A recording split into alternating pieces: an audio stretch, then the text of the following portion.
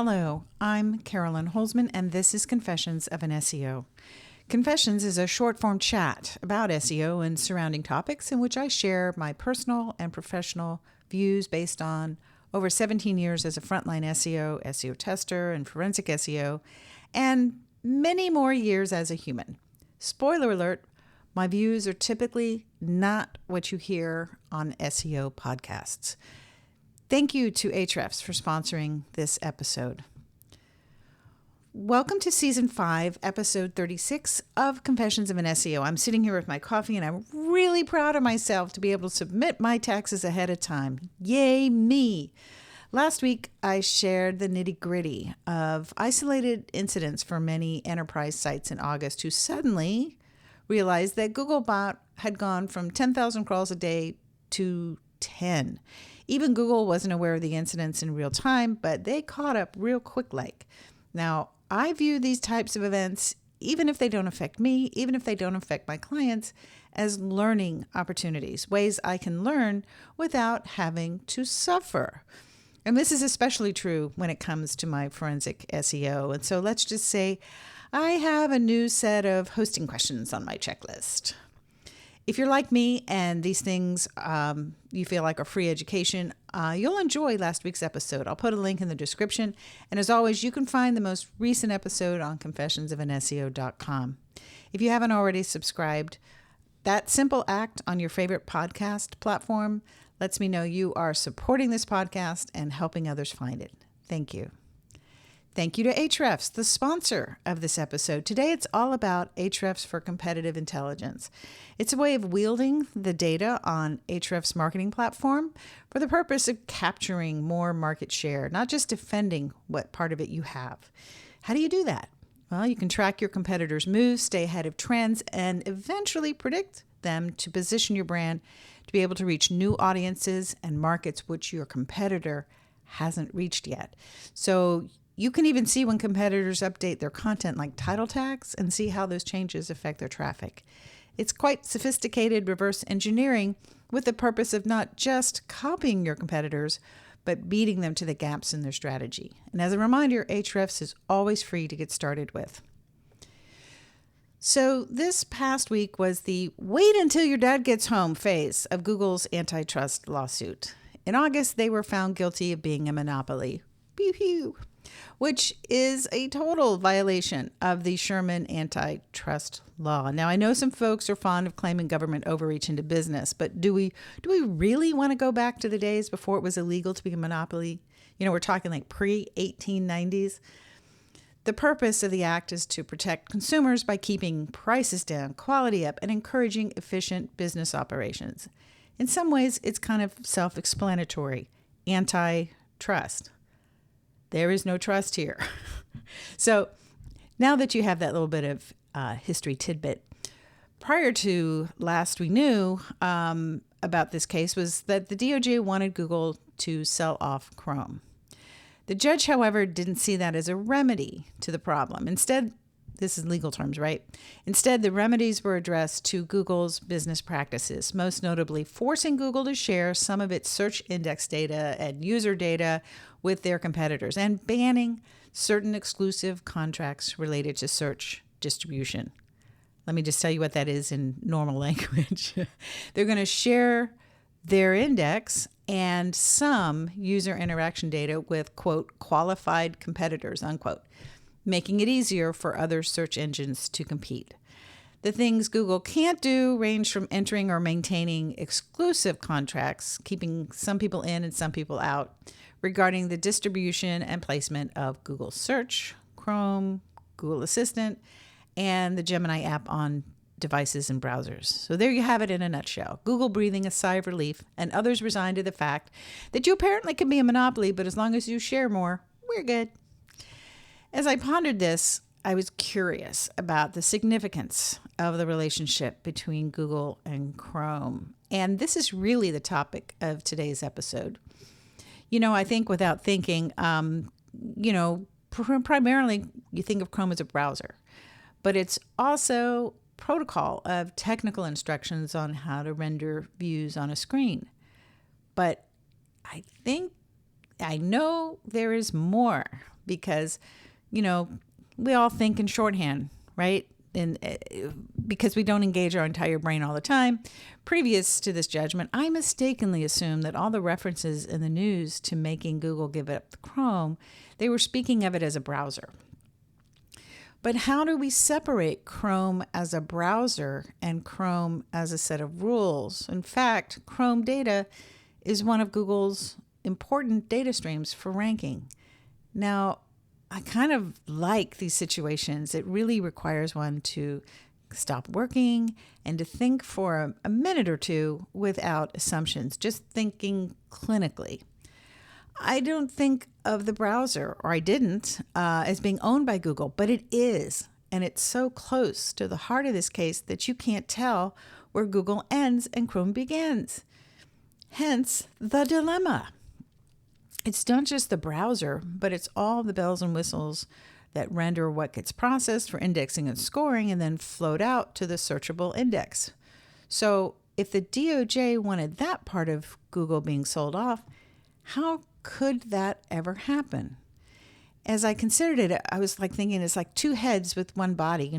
Some they had to take a head off. One would have to die for the remedy to be applied. So while Google was feeling like people were feeling that Google got off easy, I can see the dilemma for a fair and appropriate judgment was not as black and white as the DOJ saw it. So if we think about it, Chrome is, I guess, a gateway drug as a browser, right? Data, and it's a data collection platform. And it really does create Google's search monopoly. So I looked up, what were there any studies on this? And Vanderbilt Law School did look under the hood of Chrome and confirmed that basically Chrome functions as, quote, a key tool for Google to maintain and extend its market power. Chrome, as a browser, holds an overwhelming 67% of the global market share. And some people report it is more than 70% true on desktop.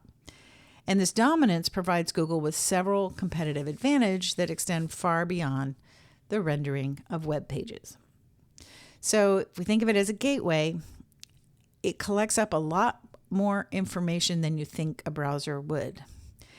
We're talking about everything you and I do online. And I'll speak to a minute in that, but it got me to wondering how much of the client data Google had to share. And if you're not someone who reads patents, no worries. There's a patent that talks about Chrome's extensive local data collection through histograms. If you haven't heard of those, it's the leading cause of hissy fits, sort of. Histograms are stored in Chrome on our computers. So let's just think about that for a minute. They're taking up space on our computers. So why should we care what Chrome collects? Turns out, part of the Chrome feature, it generates what they say is a unique instance identifier. Okay? So it's like our ID number tied to each browser installation. You get that, right? If you have it on your computer, desktop, or phone, that's an installation. And it transmits detailed usage data back to Google, including URLs that we visit, system information, and interaction patterns. And this data collection goes on even if we're in incognito mode. And the histogram files can remain on our local computers and devices indefinitely, surviving even, everyone says, well, just clear your browser. It doesn't change what they have in the histogram. So in short, Chrome collects and transmits every action from our browser back to Google. And that part about the transmission still occurring in incognito mode, that part led to a class action lawsuit, which interestingly also last week, the jury came back in that class action case and said that Google must pay $425 million over privacy violations by doing this. Now, of course, Google maintains that their privacy policy for Google, the one that we all say okay, allows them to collect this information. And of course, there's good news and bad news when it comes to what is being shared. The good news is that it looks like that data, that kind of data, is not included in the share remedy. And what that data does is that helps Google hold power to run their paid ad division so that they, and only they, will know who needs that moose head toilet brush. Now, the bad news is we got histograms. What's in those histograms? Mind you, before I say more, this stuff has been with us for a long time. I'm not claiming that this is something new, right? But we're not, as in some ways SEOs or consumers, very well versed on how much our privacy is being violated every time we log in. Lest we forget, search was always a lost leader. The real jewel in the crown was Google's paid ads. Now, there's also a patent that explains how they can figure out who's likely to buy things, specific things, but also some other important aspects. And that one is called the Topical Authority Patent Connection. According to the details, Chrome feature tracks user behavior, aka us, including every click, every page load, how far down we scroll, what our autofills are, credit card interactions. And they call it a telemetry system. It's basically communication back and forth. So the communication back to Google creates comprehensive profiles that live on and are stored on our computers and our devices. And as I say, I got a patent for that. So the filed patent also went on to explain that Google can determine users who have expertise in specific topics. And they create what they call, quote, authority signature values based on individuals' behavior patterns and topics. Now, all of this was done by Bill Slosky, and I'll put the link to SEO by the Sea in the description. But I wanted to quote something from it. Documents may be broken down into topics, and the authority of those documents can be based upon how authoritative they, the visitors, are on these topics, and with authority derived from the expertise level of visitors rather than the content analysis alone, unquote. Again, I'm not saying this is something we didn't know about, but I'm going to try to connect some dots that appeared in my mind.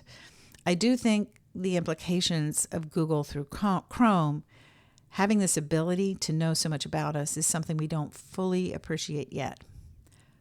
But Google does. Because if the judgment had come down that they had to give up Chrome, there's a lot that would have gone with that. Having to give up custody of Chrome would break up this party of knowing our every move and using our devices to store that data. Without Chrome, what this trial pointed out was if they had to sell it off, Google would lose access to that detailed user behavior data that feeds their authority scoring algorithms and their paid ads. It's a twofer. So if there was a new Chrome user, does it sound reasonable or even possible that they would feel the need to share this data with Google's search systems just because it was Google? If that system of digital peeping Tom were disrupted, it would force Google to rely on content-based authority signals, not that of the users. And that competitive intelligence loss, those 360-degree insights into our interactions across the entire web, that kind of data is invaluable if the goal is to maintain search dominance. Now, you may hear what I'm about to say differently through this particular lens. Remember when John Mueller told us that we as SEOs, or the writers, cannot eat content on a page. I think this convergence of all that stored behavioral data is what he was referring to. If Google knows the authority behavior that when a profile with that authority signature value spends time on a site which is topically relevant to that particular topic where they have the authority signature, that visit from a user is how that site gains authority.